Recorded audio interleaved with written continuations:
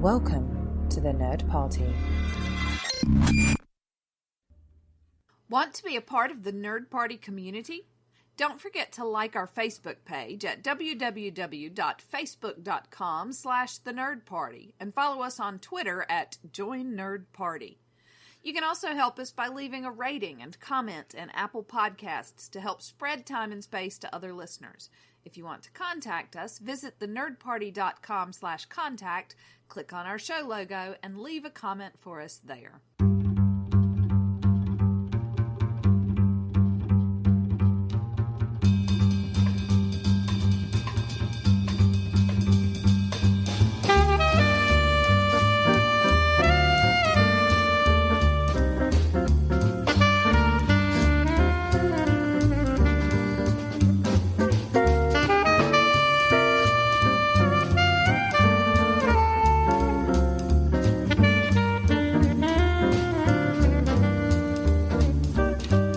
Welcome to Time and Space, a Doctor Who podcast.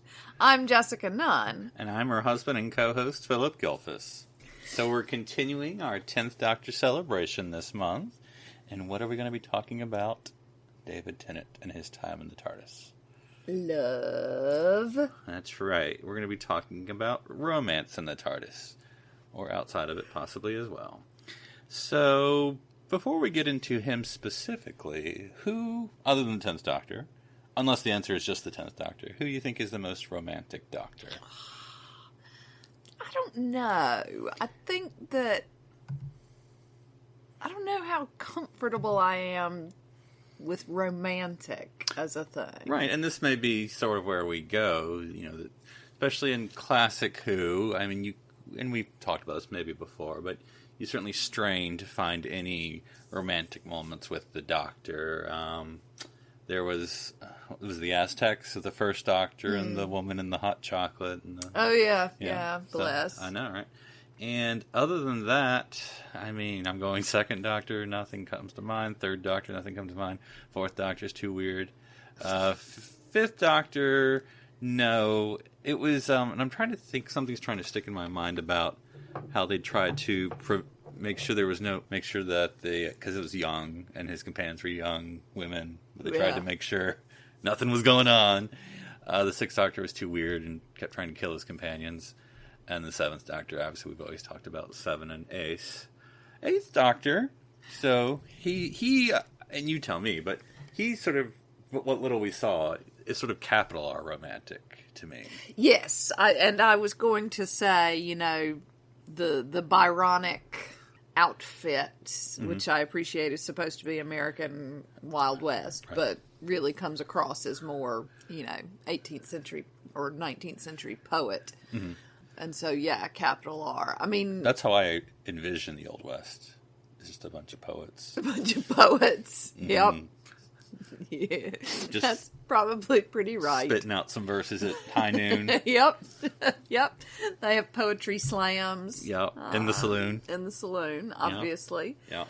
With the whores with a heart of gold. Right. And they would do sonnets. And they will do sonnets. Right. Always. You have to pay extra for that. Yeah. But. Hashtag euphemism. But yeah, I mean, even his romantic whatever with Grace, I wouldn't call romantic. Yeah, I think he just made out with her just sort of as a wonkiness, not necessarily. Yeah. He was very tactile. Yeah. Yeah. And so, yeah, even with modern Who, new Who, mm-hmm, I don't necessarily... 9 was too, I don't know, something... Leather jacket. Yeah, too leather jacket. Though he was certainly open to everything, appears. Yeah, absolutely. Absolutely. He was not without his smooching. 11, problematic. Not problematic in a bad way, but I mean, I don't know. 11 is so different. He's obviously has the young face, but he has the wise eyes. And it's like I always have trouble buying the River romance. I mean, I buy it on her part, but I'd have never necessarily bought on his part. Oh, no, I kind of do. Mm-hmm. I mean, flirty, but I guess... But beyond that, I mean, he seems to eschew the romance Yes, certainly. Yeah, I mean, he certainly has to, hit Amy with a stick at some point. Yeah, yes. Although with Clara, I think there's a little more of a spark. Yeah. Because I think with Amy, it's sort of friend, and with Clara, it's sort of a... Yeah, I don't know. I mean, I'm not saying it's romantic, but yeah, it's sort of like something different than that, than Yes. Amy. Yes, yeah, something Because different. she's flirty. Clara. Yeah. Yeah. I mean, Amy is more full on. Yes, yeah. Whereas she's not for subtlety, whereas Clara is just as flirty by nature, and so it's sort of like, the 11th Doctor at times may be wondering, like, is she really, or is this just, and then you have 12. although Yep. I think that his last time with River, there's yeah. some romance there. Yeah, no, I think the 26 years or however long the sunset The last lasts. night. Last night, yeah. Yeah, and I think that did, because, well, I don't go into any generalizations, but yeah, it's hard to see 12 as romantic at times, and that's not trying to be ageist, but maybe that's what I am being. And then 13, also... Yeah, we haven't seen any sort of... she also seems slightly open to anything as well. Yep. When her companion's mom asked if they were dating, she's like, I don't know, are we? Yeah. But that's partly because she doesn't understand, Right. definitions. Exactly. But yeah, and so I suppose if we take away... Because I don't see any of the doctors seducing. It's not seduction. It doesn't feel like any... So if we sort of take away any sort of sexuality and tend more towards the capital R Right. rather than the lowercase r, I think perhaps... I'm still going with the 10th Doctor, but I think we see that. And it's maybe because of the sexes, and maybe I'm just being, heteronormative. But 12 and Missy, Yeah. possibility. Yeah. I'm not saying there was, or there should have been, but I mean, there was a something there. I mean, yes, and again, maybe it's just because I can't do a man and a woman in friendship, apparently, for some reason. But, because, the Master and the Doctor are supposed to be friends. But, I don't know. Maybe that's all that was, and that's fine. Yeah, I mean, to be honest, with Missy, and with a lot of the relationships that we see or we define as romantic, I think it's more fondness. Right. And I think that's a very different thing. Mm-hmm. Because then we see that very much with the 7th Doctor and Ace. Right. It doesn't feel, and again, as you say, it may be because the ages are so disparate in 7 and Ace that we don't think about it as romantic. So we're like, yeah, he's very fond of her. It's nothing romantic. But I feel that way about, the 9th Doctor is very fond of Rose. Right. It's not romantic. Mm-hmm. The 11th Doctor is very fond of Clara, but it's not romantic. Does that make sense? Yes. I don't know if you're asking me or the cat, but yes. Sure. So then let's return to the 10th Doctor, who my thesis is that he is the most romantic Doctor, but you can tell me that I'm wrong. Okay. As you're prone to do. Uh-huh. So I've made a sort of list of folks I've thought about, and maybe there's more you can think about, but just in no particular order. So these are the 10th Doctor's romantic interest, and the first, I guess, is perhaps the most obvious, but that would be Rose. Yep. What do you think about that romantic or not romantic relationship? Yeah, I mean, they sort of, with the pseudo Doctor Donna split Right. weird thing, Mm-hmm. they made it romantic when I didn't ever really feel like it was. Because you have the first parting, because there's, two bad Wolf Bay scenes. Mm-hmm. The first one is when the Rose is gone, presumably forever, and you have her saying "I love you," and then him seemingly beginning to say it, but then he fades away, and then tears, and that's it. That's all you got. But again, that doesn't, for me, that was not, I'm in love with you, I don't think. Mm-hmm. In my mind, anyway. Right. And then you have the second parting with, you said, the extra Doctor, Hansy. and who says I love you, the more human doctor, but then that is sort of a when you start to think about, of course, when you start to think about any of Doctor Who, when you start to think about it, that's what is Rose choosing? Because then is that the Doctor? Is it just a copy? Is it just a Kinko's 10th Doctor copy, and she's just getting the copy, or does she know she's sort of getting the consolation prize Doctor love interest, and then what's that to him if he loves Rose, or any part of him does, and he's like, I've set her up with someone else, it's... Yeah. Yeah. And again, extrapolating it, I think, in my mind. So now, what do? They go on dates? They go on adventures. That's not the same thing, which is why my thesis is. In today's TED Talk, we will be discussing why the Doctor is not particularly lowercase romantic. Because that's a very different thing. And I think of all the Doctors, and I'm thinking as I say this, well, because again, I'm going to stick with my thesis, but you proved me wrong, that the 10th has the best instinct for what romance is. He's not... 11's clueless. Yes. 12's clueless. Yes. 13 is clueless, to an extent. I don't think 9 is clueless. He's just not interested. Yeah. So... he's caught up in his own head. Yeah, haunted or whatever. But the 10 knows what he's doing, if he wants to. All right, well, let's go to the next person on the list. We'll see if it jumps. So the Madame de Pompadour. Yep. The girl in the fireplace. Let's, for a moment, not dwell on the fact that he meets her as a little girl. And see, but I think you have to if you're going to make this case. Time traveler's wife, that doesn't make it less oody.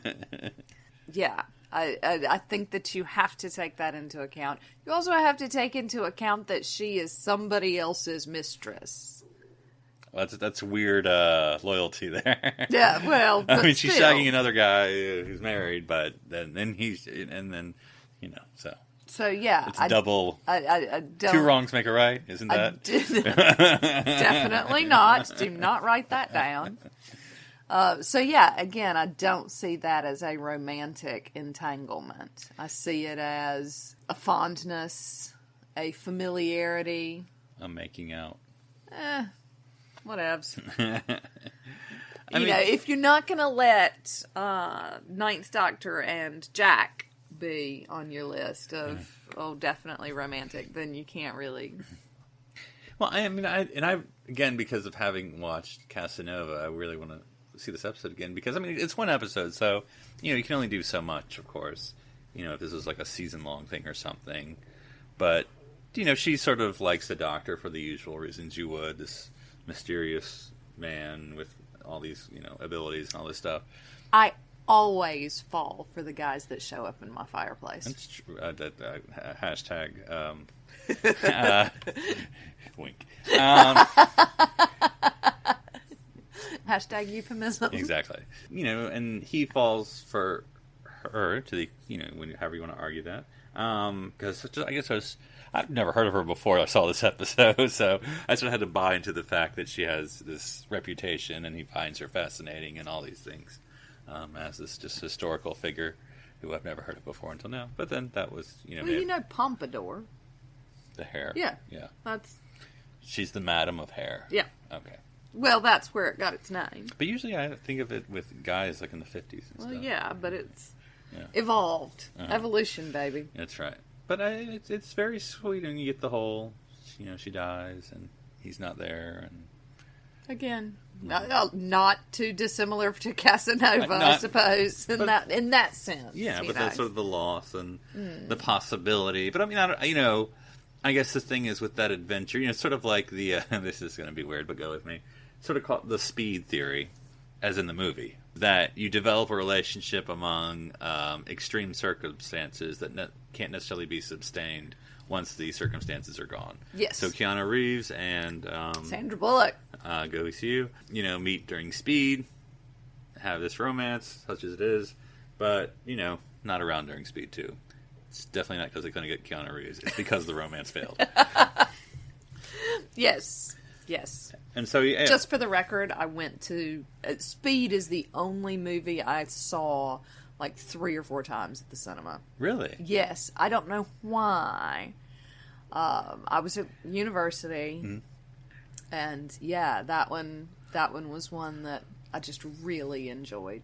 I have a parallel track. It's Keanu Reeves. I saw Matrix, I think, 3 or 4 times. Okay, I've never seen it. Really? Yeah. It was, and it was at university. It was at the university cinema. It's like I literally probably saw it 3 days in a row because I just wouldn't have different people. Like maybe I saw it by myself, and then I went with my brother, and then some, another group, and so yeah, that's just one of those things that worked out. There you go. Must be something about Keanu Reeves. Yeah. What can you do? Yeah, I don't particularly find him attractive at all, but something about speed. Yeah. Man. Well, if Chris Noth can be in Doctor Who, I don't know why Keanu Reeves can't be in Doctor Who. No, absolutely. I mean, with that look that he has now, he could easily be a villain or something. Yeah. The long hair and the beard and all that. Next Master, huh? Exactly. So yeah, Keanu Reeves, Dude. 10th Doctor's. That's all right. So that's our conclusion. 13th Doctor and Keanu Reeves, I can see it. But no. I think your idea here proves my point in that it's not a romantic. The extrapolation isn't there, and so. Well, it's that TV and movie romance isn't real world romance with the every day, every single day they're there. Grind exactly. But I mean that's of course that's what relationships are. They aren't just the adventure; it's the other stuff that makes it last or not last. And then so with him just cameoing in her life, convenient. Yes. A convenient boyfriend / girlfriend, depending on whose perspective you're looking at. And so a little bit whirlwind then. Yes, and, perhaps, obviously sort of unrequited in terms of, I don't know, I don't know exactly what I'm trying to say, because as you say, all we see are the moments where they're together. Mm-hmm. We don't see the 15 years between she's reading a book, he's, messing with the TARDIS on a screwdriver, and it's just silence and, resentment. But, we just see those moments. You just see him on a horse coming through a mirror and swashbuckling puppet robots. And who's not going to follow that around for a little while? Romance be damned. Mm-hmm. Again, all the men in my fireplace. All right, and let's see who I have next on there. Joan Redfern. Now, this one when you said we didn't see that time, we do see that time. Now, it's sort of a dream sequence or whatever through the power of the watch or whatever of John Smith seeing the future with Joan and seeing the children and the grandchildren and the dying in the bed. And now, the argument you can make, of course, is that it's not the Doctor. It's John Smith. And does that make the difference? But what did you think of this relationship? I love that one. Mm-hmm. Love it. And it's so sad. So, yeah, okay. I can live with that one being romance. As you say. And maybe this is part of my point as well, is that when the Doctor is leading a normal life... For him. Or do you No. No. A normal human life. Okay. Then romance is possible. But that's not the life the Doctor leads. He's like an exotic foreign photojournalist, Yes, preferably an Irish That's one. right. Picking up the people who are coming in and like, oh, I'll take you on the tour. Yeah. Show you the local color off the tourists. Here in... Wherever. Yeah, here in war-torn... Insert, yeah. Insert current war-torn place. Yes. Yes, but at the same time, sort of the opposite. I mean, the Doctor is like that, but when he has the opportunity to live as a human, there's something real and substantial and all of those sorts of things. But that's never going to be who the Doctor is. Yeah, and of course that'd be another two-parter to watch because it's interesting. But John Smith is not actually a great character. I mean, kind of whiny, but I mean, I get it. I get it. I'm not, I get that there's that choice. normal. Although this does lend credence, to the human doctor and Rose. Right. Oh, I see. So she's getting John Smith. Yeah. Plus, because, Hansy's a little bit better than John Smith, I think. Probably. Yeah. But, yeah. Because, more Hansy. I do like Hansy. That's right. All right. And then the next one on my list. Astrid Peth. Better known as. Oh, Kylie. Yeah. This one, even though it's a long, it's a special, it's a movie or whatever you want to call it, from Voyage of the Damned. I think there's more potential than actual there, but I think the potential is interesting because she's someone who wants to travel to and who hasn't gotten to. And of course you have the biggest traveler there is. But still, he's her exotic photojournalist. Yeah, ish, yes. There is this intense scenario that is happening around them that throws them together, and he's everything she's always thought she wanted. It's all end of the first act of Into the Woods. Everybody's gotten their wish, happily ever after. But, ... Intermission. Die. And I think it's interesting, and again, I'm not being ageist, but I'm going to go into, Kylie's older than David, certainly in that. Well, age is constant. She's always going to be older than him. But I don't think it matters, obviously. No. I think hey, it's, it's still Kylie, I suppose. But, it is indeed still Kylie. Yeah. So, and who's still got it? Kylie. Exactly. But it is kind of, it is more than just a companion. It is obviously supposed to be a romantic storyline.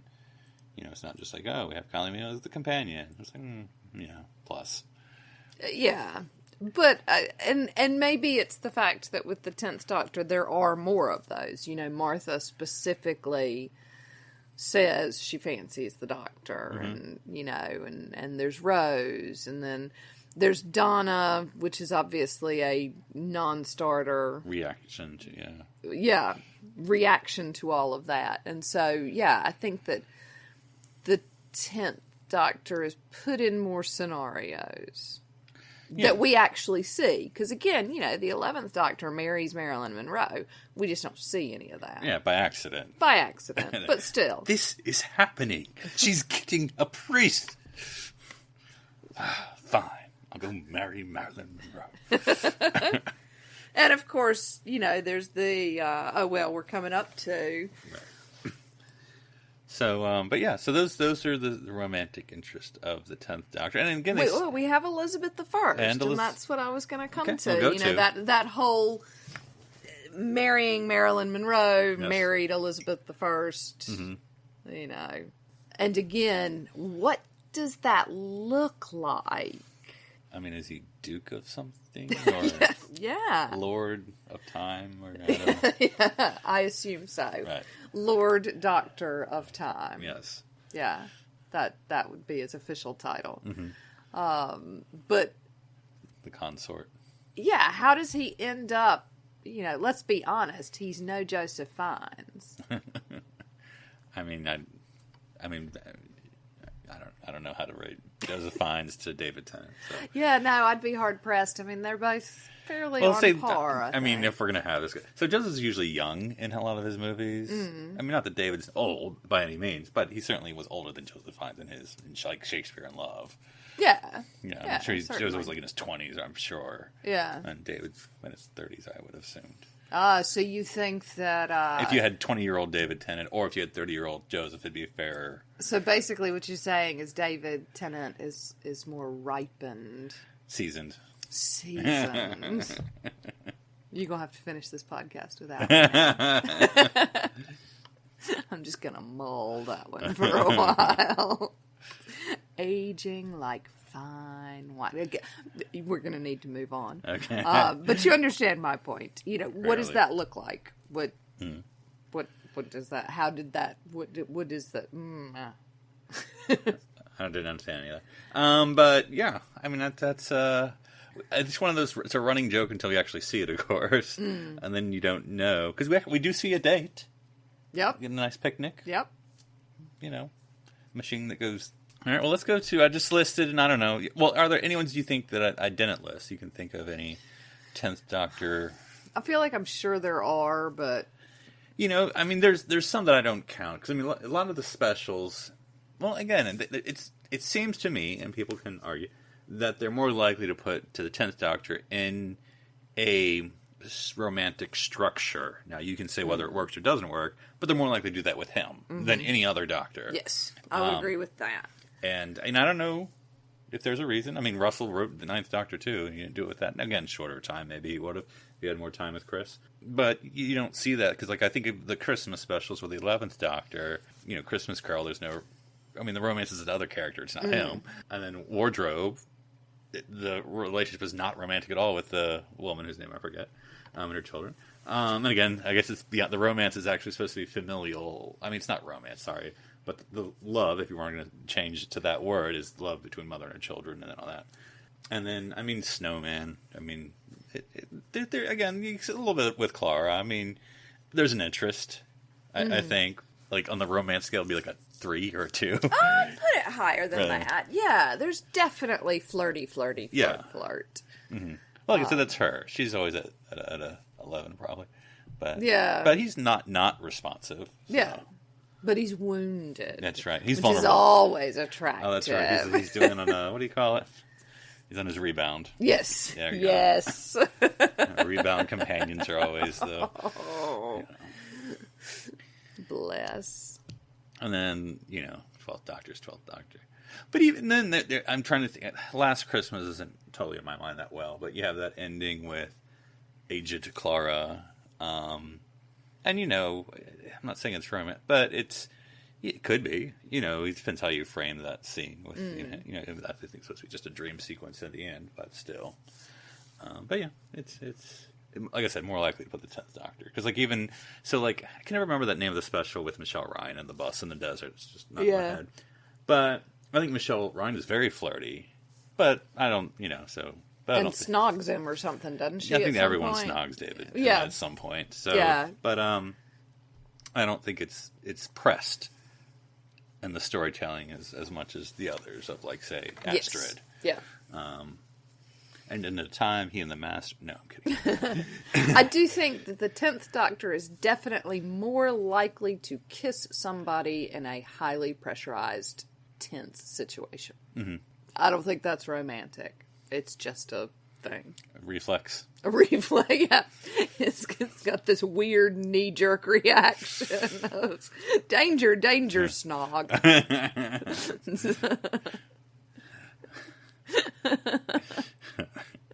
Oh, boy. Yeah, I don't know. Danger Snog reflex. Yeah. Everybody likes a dangerous fella. Now, so I have some unrequited love. So you mentioned Martha. So again, that's not the 10th Doctor in a, fully realized romantic. But, I mean, what do you think about at least what they did with that? Having Martha pine for the 10th Doctor. Yeah, it was not something that I particularly liked. Mm-hmm. Because it felt unnecessary. It didn't do anything for a storyline. It didn't take any story further. Mm-hmm. I don't know, when she got her heart's desire in the animated special. Yeah, again, I thought it was weird. It just doesn't advance anything in my mind. So there's no reason for her to have a crush on him. Right. They don't follow that up with anything. Yeah, and we've said it before, but this sort of evolution of companion that it seems like you're in love with, then you go to a companion who's only in love with you, and then the companion who we put on the outset, there is no romance at all. Yeah. Just a different, it's different approaches that seem but they seem very obvious. So it's like, we want to establish what the romance 0 to 10 is with every companion. Yes, yeah, and I don't see a purpose for that. Yeah. I don't know why the need is. Maybe it's just the feeling that modern audiences need that sort of, I don't know. Yeah, because I think, well, and I'm, classic Who, sometimes there's a tendency to stereotype, but they're, there usually were, not that Patron was that old, but older doctors, younger companions. And usually paired companions, so, if there was going to be any romance, it would probably be among the companions, not Doctor to companion.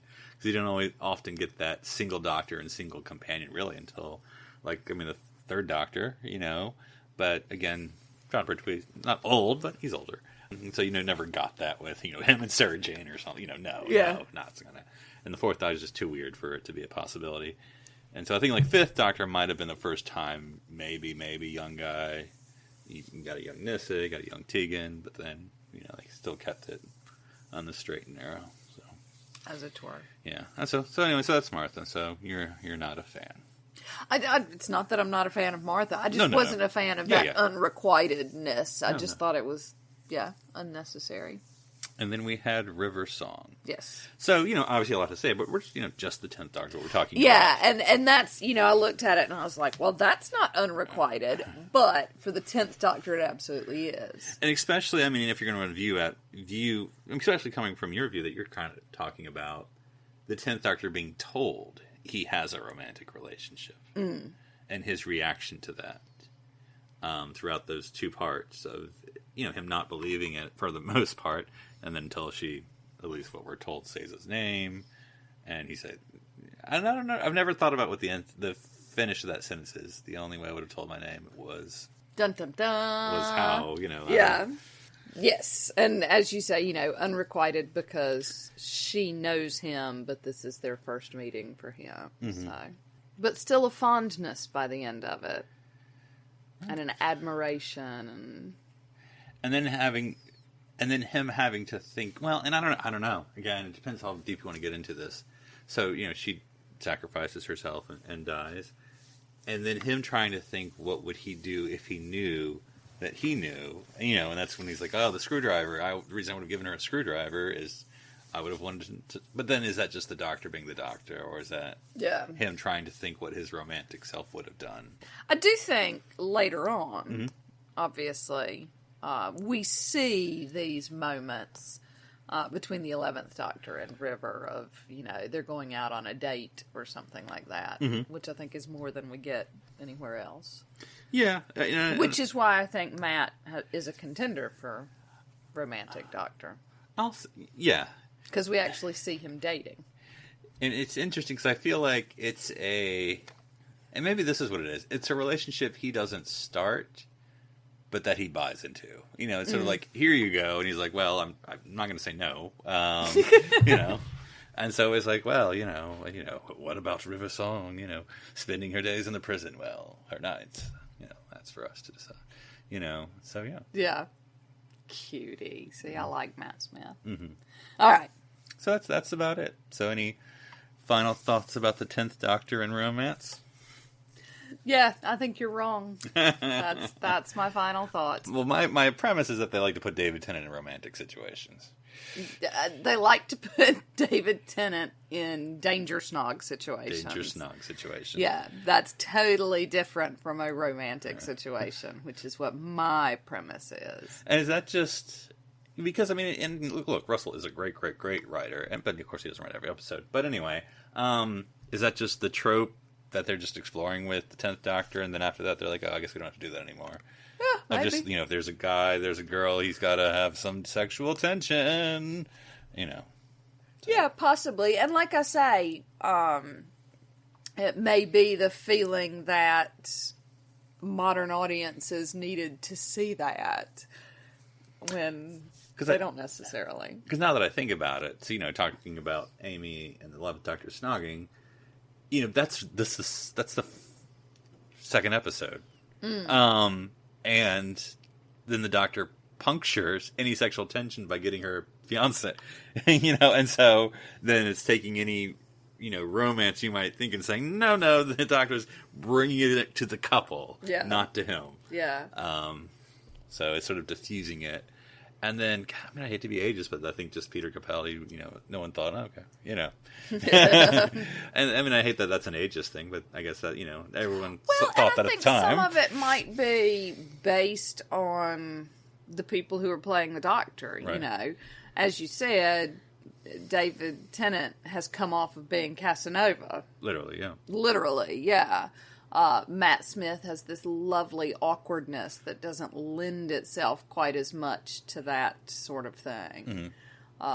Peter Capaldi is hopelessly and ridiculously devoted to his wife. Who does that? Do you know she was his first kiss? Was his wife? He married the first woman he kissed. Wow. I know, right? Ugh. I know. I mean, if you had married the first woman you kissed, that's... So, yeah, whether it's also sort of actor-based. Right. And then Jodie. No, time will tell. Mm-hmm.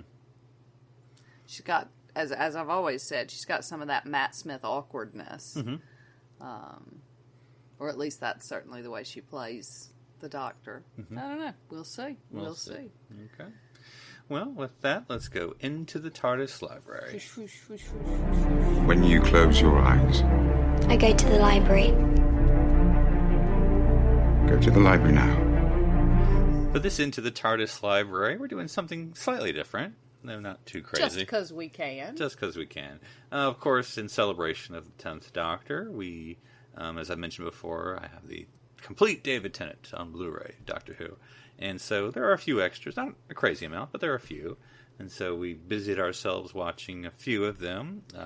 One was the In Conversation with David Tennant, which was just a repeat of what we saw at the cinema when we went to see The End of Time. It was more extended, I thought. A little bit. So that's not necessarily what we're going to talk about, but before that, what did you think about that? Yeah, I always like to hear David Tennant talk. Anything interesting I think in he's particular? clever. No, except talking about having itchy feet, because I have itchy feet. Yeah, it was a nice little thing just to watch. So what we're going to talk about is Doctor Who Confidential. Yes. If you don't know, I'm sure you do, but if you don't know, this is sort of the extra show that would go behind the scenes after every episode of Doctor Who.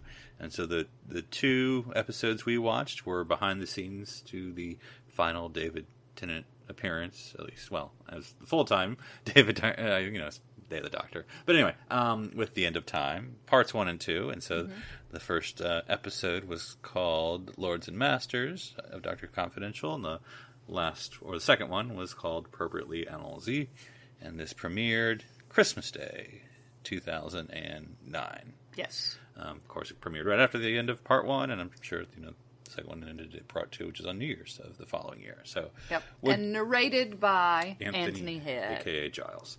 Yeah. Yeah. A.K.A. the bad guy in that one episode with Sarah Jane. Yes. So, a bat? I don't know, something. Yeah, some sort of weird monster something. Exactly. Something. So, would you, both first, I Zach, really enjoyed this. Mm-hmm. Really enjoyed it. Because I always like the sort of backstage stuff. And learning all the secrets and the gossip and all of that. And they talked to sort of the VIPs, didn't they? The producers and the... I'm forgetting her name, I'm sorry. Julie Gardner. Julie Gardner, Russell T. Davies, some of the producers, directors, yeah. The tech guys, the head tech guys. David, of course. Obviously, yeah. And so I found the whole thing really interesting. John Sims. Mm-hmm. Yes, yeah. Bernard. Yeah, a little bit. Mm-hmm. Love him. Mm-hmm. And some of the other actors. And you get to see things like, and, we talked about this when we watched it, the green prickly people who are all green in the show actually just have green prickly things on their head and don't have on green makeup on their face, which I found really bizarre. Yeah, I like, why not just dab a little further down rather than having to do all that CGI? Yeah, I don't know if there was a sheer or something, or for the shimmer, they needed to have some sort of maybe it's there's the makeup, but like it maybe shines. I don't know what the right word would be. With the CGI, pops a little bit more. I don't know. Yeah. Yeah, and the talking about the filming of John Sims when he becomes all of the entire world, and he spent 4 hours doing like 30-odd costume changes for one scene, which I just think is fascinating. I like how many creepy masks there were in the end of time. So you had the creepy John Sims mask, Master Mask, and then you had the creepy David Tennant 10th Doctor figure. Yeah, full figure. For the escape route scene. Is that something that you sort of go, right, I'd like to take this home with me? Or is that something you burn at the end of it to make sure, and salt the earth behind it? We'll have to ask Georgia if she keeps it in the basement. Or maybe a better person to ask would be Billy Piper. You get one and you get one. Fine. I know yours is not quite as good as. But I did think it was interesting. I mean, and it's really the end. I don't know, you just focus on the last thing you saw, I guess. But, I mean, again, this is all a celebration of David Tennant, his times, and Russell's time as well, as the head writer for Doctor Who. But I have to say, it was, to me, one of the most memorable ones was Matt Smith, who, and talking about his first scene as the Doctor. Have all this interesting stuff of watching the regeneration scene. Though I did think it was interesting that the regeneration scene was not the last scene filmed, and which is maybe is obvious because, in TV. But still, like David was saying, its regenerate was nowhere near the last scene. But you still had to do it at some time. So, but then to have Matt come in, and I mean, it's just like the funny story of Russell being like, okay, out of respect for Matt, it's his first day. Let's not put too much pressure on him. Let's sort of clear out the studio. Non-essential people don't need to be in the studio. Making him uncomfortable on his first day. Because everyone's very interested and wants to see the first Doctor, but, no, we're not. We're going to be professional. So everyone just wait outside. And, of course, in order for Matt to get into the set, he has to walk outside through the entire production crew. People, yeah, bless his heart. But he seemed to be a good sport, waving at the Doctor Who Confidential camera. And yeah, I mean, it was very, I mean, poor Matt. I mean, you have this camera basically staring at him as he's getting ready to do his first scene. What's going through your head, because, watching Doctor Who Confidential is all about David and David's time and Russell's time. And Matt's obviously one would thinking about his own adventure he's about to do. But it's almost like, if this is a narrative, it's that he's thinking, oh man, I have to take on this big mantle of David Tennant and the 10th Doctor. And you wanted Anthony Head whispering narration over these shots. Right, which I don't think, but that's sort of like the narrative when you're watching that, staring at him like, oh, who's this guy? Is he kind of, unknown, after David Tennant. I mean, Matt Smith had a CV, but not a breadth of one. And thinking again about how young he was. Yeah, 28 or something crazy. Yeah, I mean, that stepping into those shoes. And then just not even David, just Doctor Who in general. Yeah, that's sort of what I mean. Of this mantle all of a sudden. And, yeah, because, I mean, that's, I mean, one can only imagine. But, any Doctor, of course, big shoes through, 60s, 70s, 80s, etc. But David, with the new Who, Chris was great, but short time, but David had made that franchise what it was. I mean, Russell, not David alone, but anyway, that 10th Doctor series. Yeah, David's Doctor Who. Kind of made, the slope of Doctor Who popularity is, whatever that math term would be for going out. I'm not a math person. But exponential growth, I don't know. But anyway, then I think, Matt, of course, took it and made it even better, or not better, but made it even grander. But yeah, just to see that first time in the 10th Doctor suit and all that, and yeah. And then I didn't even think about it, but it is funny what they were describing, like, so you have Matt Smith first scene, explosions, fire, he has to act all wobbly, complete monologue, nobody to act opposite. Yep. Yeah. I didn't think about that, but it is funny once they stack all that up. Yeah. Mm-hmm. Welcome to your first day. Yeah, and it's not, and it's not even your first day, really. Yeah. I mean, it is, but come back in 3 weeks, then we'll start shooting your stuff. The rest of it, yes, yeah. So it feels, I would imagine it still feels like part of the audition process. because it's so disjointed and not part of what's actually going to be your season. Because, again, it's not filmed in order, but you almost imagine it like a presidential inauguration, at noon, they strip the West Wing and, and they bring in all the new furniture at 12:02 or, all that stuff, and, suddenly, there you are, you're David Tennant. And then David's reaction, of course, you drive away and everyone's still working because, of course, they do, because you're just the temporary holder of the TARDIS, so. Yeah. But, yeah, and there were some other interesting parts talking about the different effects that were done, both the pyro, then doing the Timothy Dalton as the Lord President. So much green screen. Yeah, there was a lot of green screen for this. I mean, not unsurprising when you think about it, but yeah, it's I would think interesting work as an actor. When your whole day is just be in this harness or be in front of the screen. Or, whether it's John Sim, put on all these costumes and just wave or clap, and that's your whole day of acting. Mm-hmm. Just wave, all right, that's your acting. Yep, that's clap, a wrap. That's your acting. And so, yeah. Yeah. Yeah. Yeah, I don't know. As a theater person, the thought horrifies me. I don't know if it was the director did this every time, but in the director comment, the director, or whether it was the director or the AD or whoever it was always like, all right, keep the energy up and go. We're doing this for the 58th time of you just, having this thing of screaming or running and that's the whole scene. And, yeah. But yeah, nice work if you can get it right. Yes. Profitable work if you can get it. I mean, BBC profitable, but still, yes. But, Exactly. Yeah.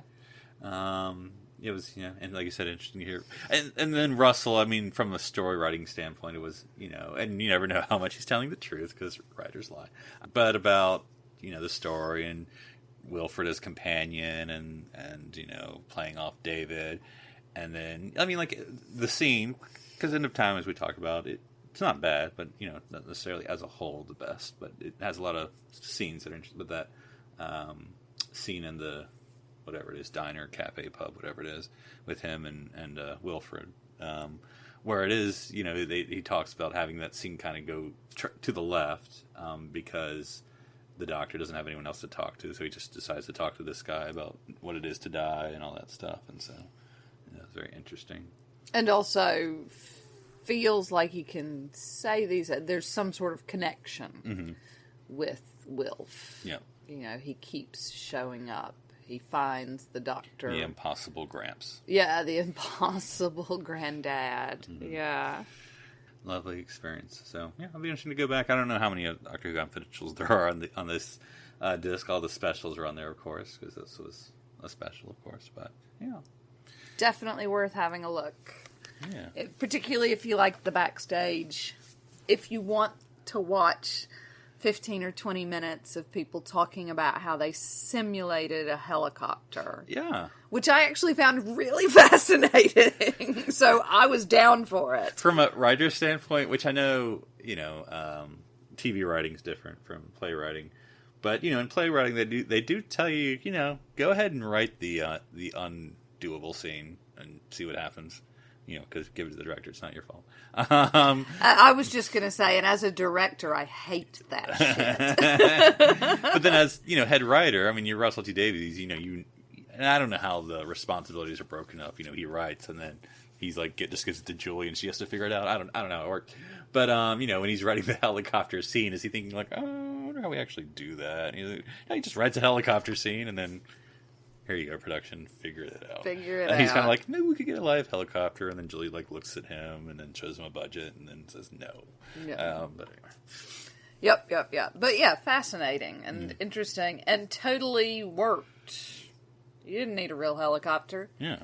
You just needed some wind machines and lights. Well, you needed bright lights. I don't know what that. It wasn't a crane, but it was some sort of hookup. No, it was a crane. A crane, yeah. Yeah, where the two guys rappelled in, that other guys were holding on to. That was terrifying to watch. Bizarre pulley system. Yeah, a combination of a pulley system and abseiling or something. Mm-hmm. But good on them. Well, you know what? It's not like they're burning houses down like some people do for theater. Whatever. All right. Well, any final thoughts on Doctor Who? Confidential. Nope. I always enjoy it. Whether it's Anthony Head or Russell Tovey. That's right. Doing the confidentials. Mm-hmm. Well, next week we'll be continuing our love of the 10th Doctor during this 10th month, but we'll be having another voice. We will indeed. Returning to the podcast, a recurring favorite. That's right. We're going to have first-time doctoring herself, Shar. We'll be talking about her watch. I was going to say rewatch. No, it's her watch of Series 2 of Doctor Who. So the first season of Tennant. Yes. And so we look forward to what her thoughts are and reflections of David Tennant's first series and the TARDIS. Wait. Yeah. I'm interested to hear about her reaction to the stories, to Torchwood, to Rose. I think it's about time, though, because we didn't do this last time, but of course we did do it the first time when we were all in the hotel room together. Mm-hmm. I think Shar and I might have to get a little tipsy again. Well, there you go. So bring your favorite drink. And until then, enjoy the Doctor's adventures throughout time and space.